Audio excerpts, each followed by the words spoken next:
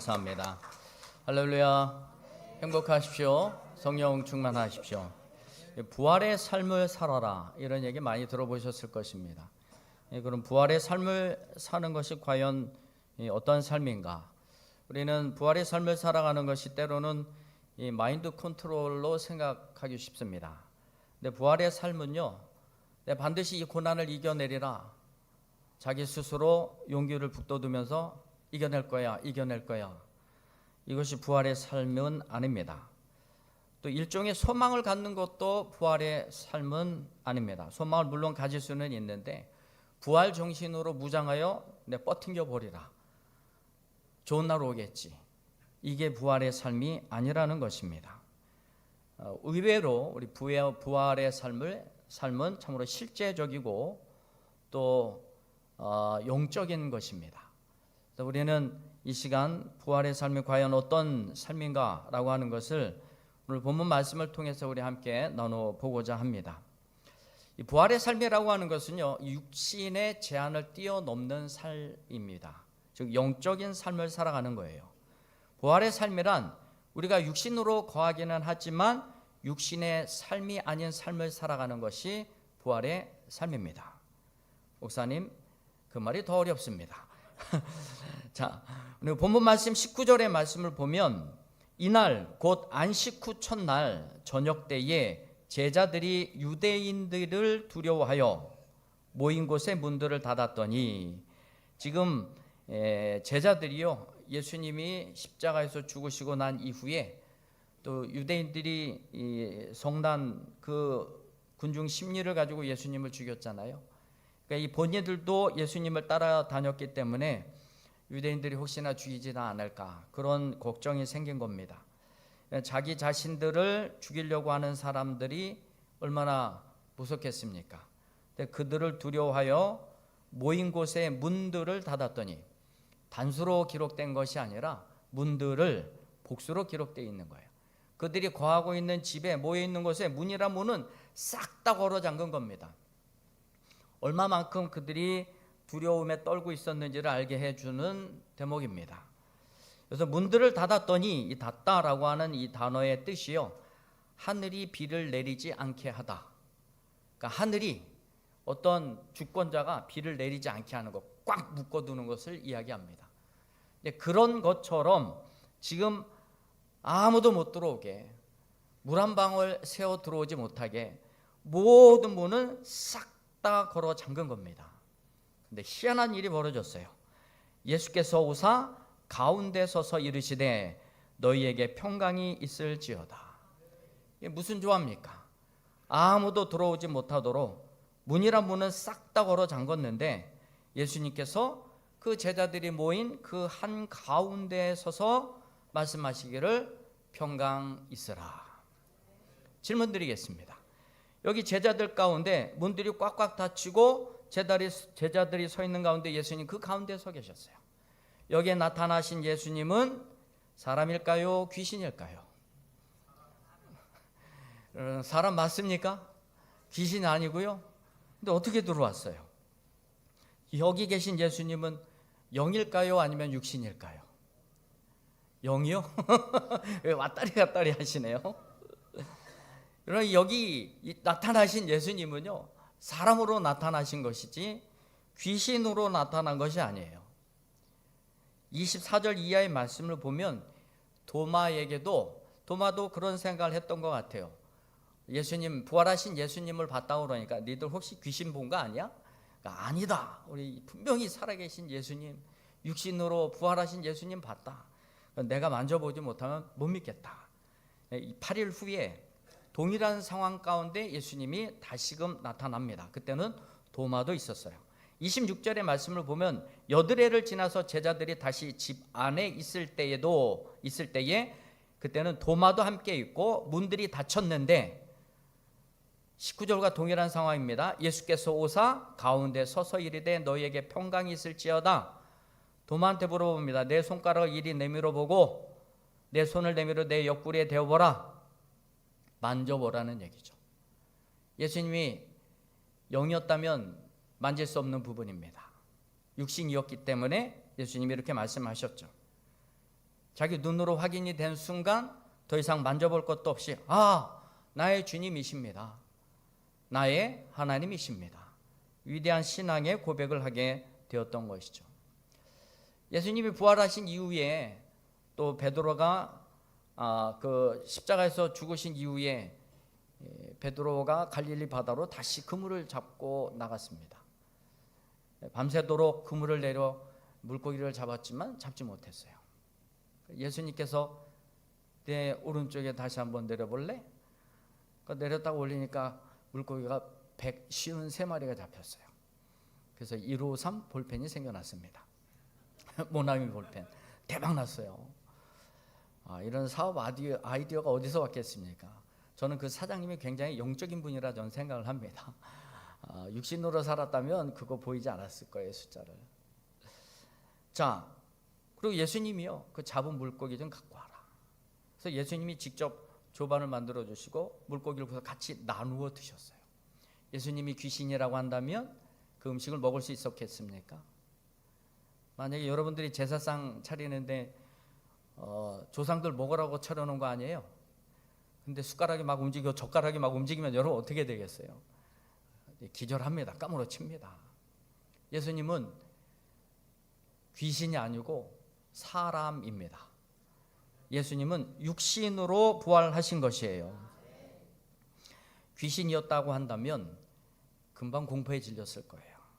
근데 예수님은 귀신이 아니었기에 제자들에게 가장 먼저 하신 말씀이 평안하라, 놀래지 마, 놀래지 마, 나 사람이야, 귀신 아니야, 놀래지 마. 그렇게 이 말씀을 전해 주셨습니다. 여러분, 귀신은 육체가 있습니까, 없습니까? 잘 모르시죠? 귀신은 육체가 없습니다. 예수님은요, 자기 몸으로 들어가셨어요. 근데 귀신은요, 자기 몸이 없기 때문에 여기저기 막 들어가요. 이 사람도 들어갔다, 저 사람도 들어갔다가. 귀신 들린 사람 많이 보셨잖아요. 앞 사람의 어깨 한번 보실래요? 혹시 귀신이 앉아 있는지 보세요.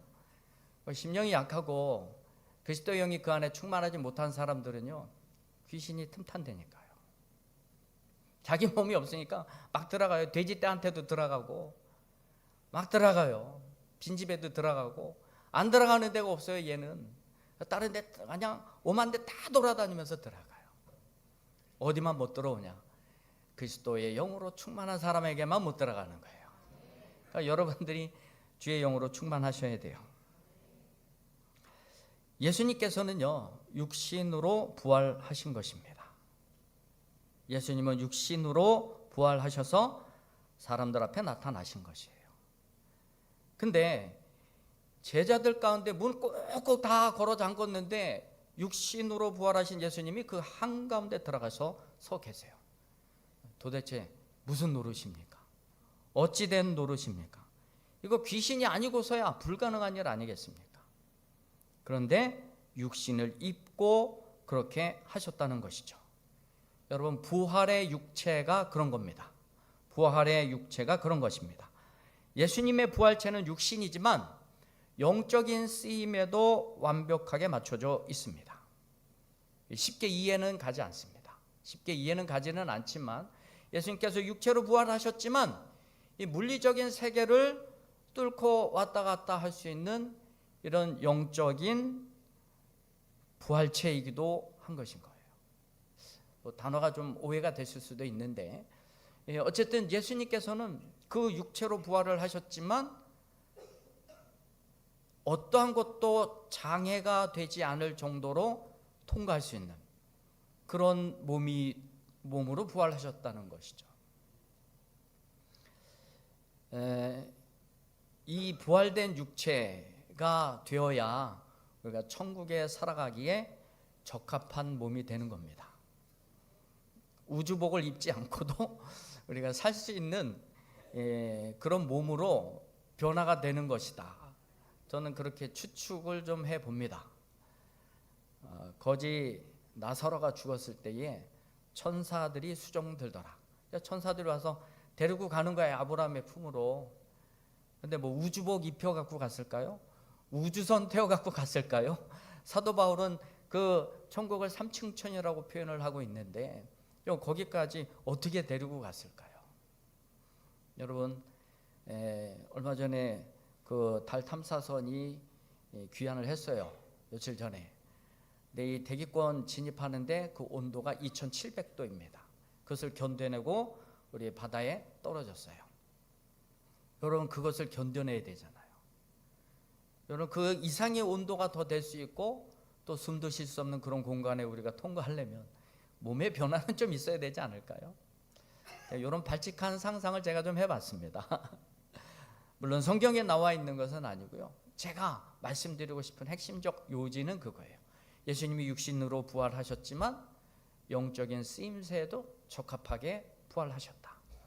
그 부활체는 우리가 쉽게 이해는 할 수는 없지만 문을 꼭꼭 걸어둔다 할지라도 그것이 장애가 되지 않고 출입을 할 수 있는 육체로 부활하셨다. 이겁니다. 그것을 도마는 눈으로 확인한 겁니다. 그래서 예수님이 말씀하신 것이 야, 니들 눈으로 본 거로 믿느냐? 보지 않고 믿는 것이 더 복되다. 믿으십니까? 여러분들은 도마보다 더 복된 자들입니다. 여러분, 부활의 삶이라고 하는 것은 우리가 육신에 매여 있지 않는 삶이다. 저는 이렇게 정의를 해드리고 싶습니다.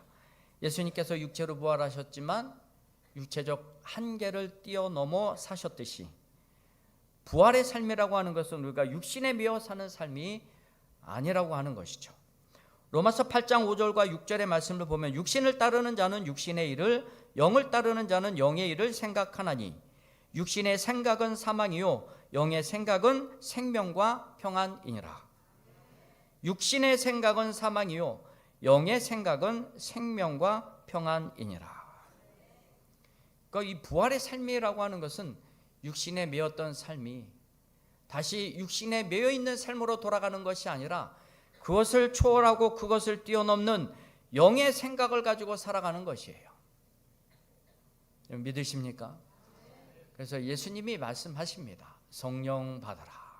성령 받아라. 우리가 부활의 삶은요, 성령을 받는 삶이에요. 22절의 말씀입니다. 이 말씀을 하시고 그들을 향하여 숨을 내쉬사 이르시되 성령을 받으라.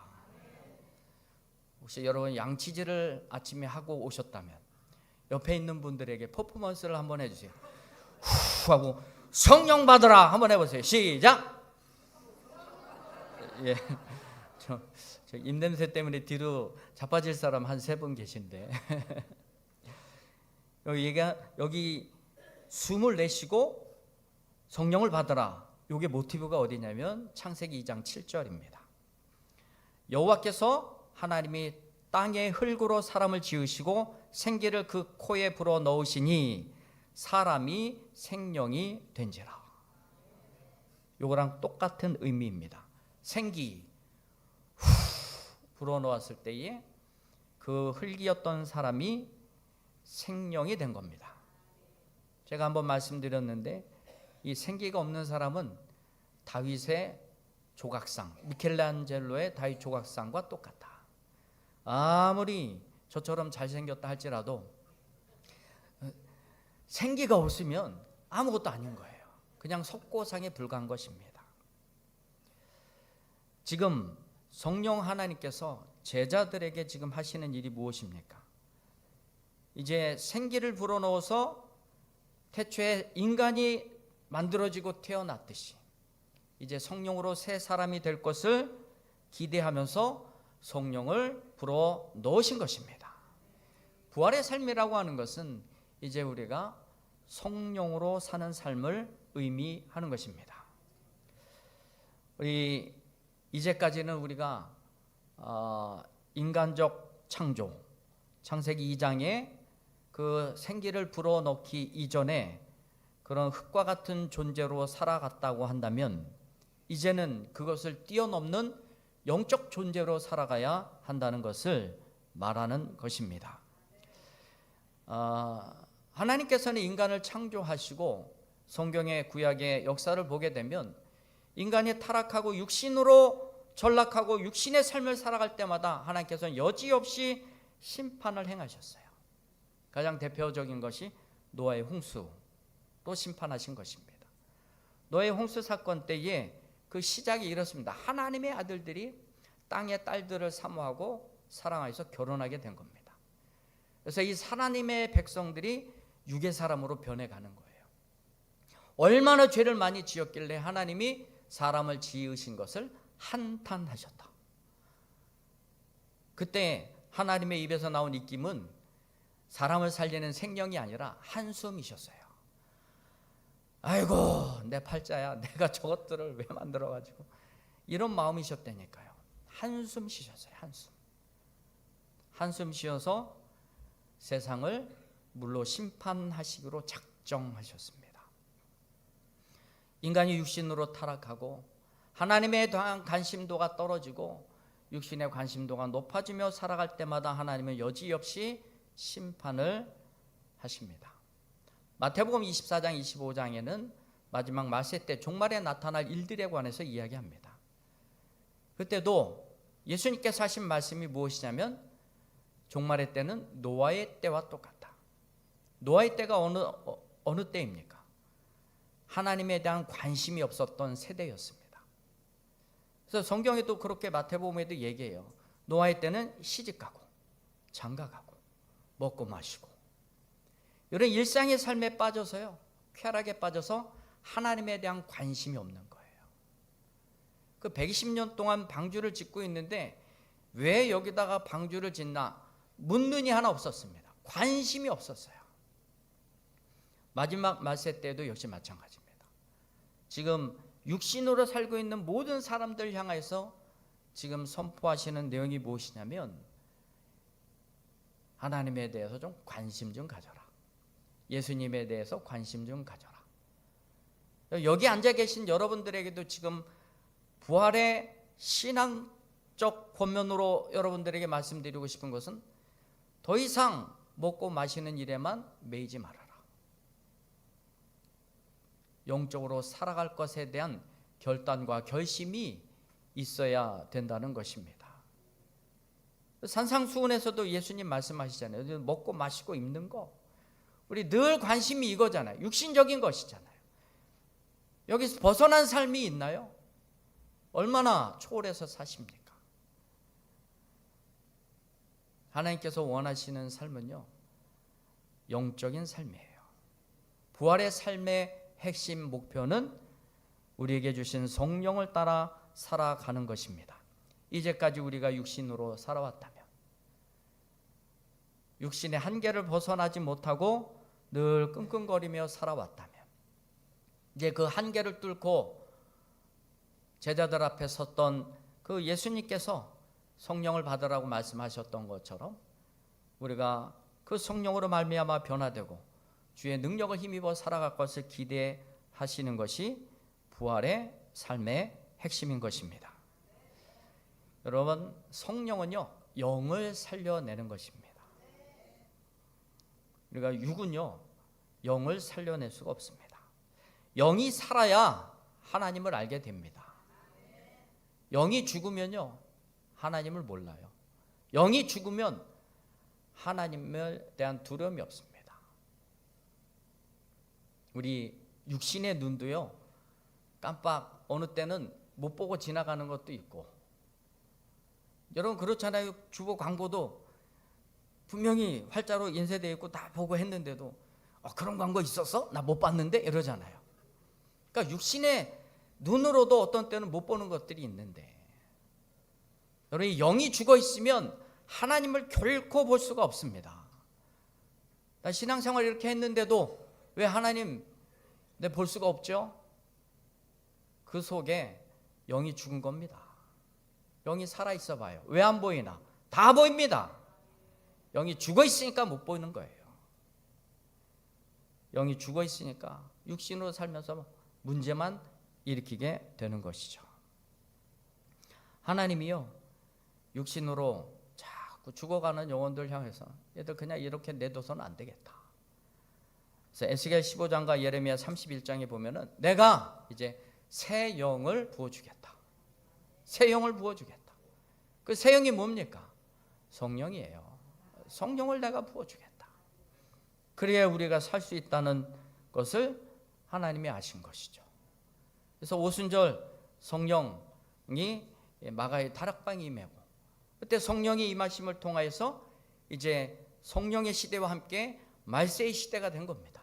이 종말의 때 우리가 살아갈 수 있는 유일한 힘과 능력은 무엇이냐? 바로 부활의 능력이에요. 부활의 능력은 바로 성령으로 사는 것입니다. 영으로 우리가 살기 위해서 성령의 충만함을 받아야 될 줄 믿습니다.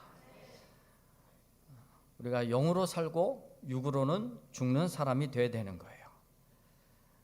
그래서 우리는 말씀이 충만해야 되고 성령이 충만해야 되는 것입니다. 육신의 소욕대로만 살아가지 마시고 부활의 소망을 가지고 살아간다라고 하는 것은 곧 성령의 충만함을 힘입고 살아가는 것이다. 이것을 반드시 기억하시고 성령 충만을 위하여 기도할 수 있기를 소망합니다. 또 한 가지, 부활의 삶이라고 하는 것은 증인된 삶을 이야기하는 것입니다. 21절의 말씀을 보게 되면 예수께서 또 이르시되 너희에게 평강이 있을지어다 아버지께서 나를 보내신 것 같이 나도 너희를 보내노라. 이 보낸다라고 하는 것은 파송한다는 것이죠. 예수님이 우리를 보내실 때의 목적은 한 가지입니다. 전하는 것입니다. 부활의 주님을 전하는 것이에요. 그래서 성경 여기저기에서 보낸다라고 하는 표현이 많이 있습니다. 요한복음 13장 20절에도 내가 너희를 보낸다. 부활하신 주님을 증거하고 복음을 전하라는 것이죠. 그래서 그 전함을 통해서 우리에게 또 기대하고자 하는 것은 무엇이냐면 새 생명이 늘어나는 것이에요. 우리가 복음을 전해야 복음을 듣고 새 생명이 태어나는 것 아니겠습니까? 물론 육신적인 새 생명이 아니라 영적인 새 생명. 육신으로 죽어가고 있는 그 사람이 다시금 성령으로 새 사람으로 거듭나기 위해서는 우리가 전해야 되는 사명이 있는 거예요. 근데 그 전함의 사명은 성령의 도우심이 없이는 불가능합니다. 그래서 제자들에게 성령을 받으라 라고도 말씀하신 것입니다. 우리 부활과 성령이라고 하는 것은 늘 종말론적 관점에서 해석이 되어야 됩니다. 성령도 사도행전 2장 17절의 말씀을 보면 말세에 내가 내 영을 모든 육체에 부어주리니 요엘서의 말씀을 인용하고 있습니다. 말세에, 종말의 때에 내 영을 모든 육체에게 부어줄 것이다. 이미 2000여 년 전에 마가의 다락방에 성령이 임했습니다. 그때로부터 말세는 시작이 된 겁니다. 우리는 종말의 때를 살아가고 있습니다. 이때 우리 육신에 젖어서 살아간다면 우리 어찌 하늘의 것을 보고 살아갈 수가 있겠습니까? 육신에 갇혀 있다면 우리가 어찌 닫혀진 문을 열고 하늘에 소망을 가지고 살아갈 수가 있겠습니까? 우리에게 필요한 것은 성령의 새 사람을 힘입고 거듭나는 것입니다. 부활의 능력으로 살아가는 것입니다. 그래야 우리가 육신에 갇혀 있지 아니하고 하늘나라의 영광을 바라보면서 살아가게 되는 줄 믿습니다. 디도서 3장 5절에는 오직 성령으로 우리는 새롭게 된다. 하나님께서 우리에게 새로운 성령의 기름을 부으시고 또 생기를 불어 넣으셔서 우리는 이제 성령으로 말미암은 생명이 된 것입니다. 성령으로 새롭게 하심을 따라 영생의 삶을 사는 자가 된 것입니다. 부활의 삶이라고 하는 것은 막연하거나 추상적인 것이 아닙니다. 뭔가 부활적인 정신을 가지고 무장하여 긍정적으로 살아가는 것을 의미하지 않습니다. 그것은 지극히 육신적인 것이고 그것을 초월해야 되는 것이에요. 즉 영으로 사는 삶입니다. 육신의 세계를 초월하여 영의 차원을 가지고 살아가는 것이 우리 부활의 삶을 살아가는 사람들에게 필요한 것이죠. 영의 차원으로 살아가기 위해서 예수님께서 주시는 그 성령, 그것을 받으셔야 되는 거예요. 영으로 살아있어야 하나님의 인도하심을 우리가 확인하며 우리의 북극성이 되시는 그 주님을 바라보고 살아갈 수가 있게 되는 줄 믿습니다. 부활의 삶은 우리 한번 따라해 보실까요? 육신을 벗어나 영의 삶을 사는 것이다. 옆에 있는 분들에게 졸고 있으니까 성령 받으라. 할렐루야. 네, 기도하겠습니다.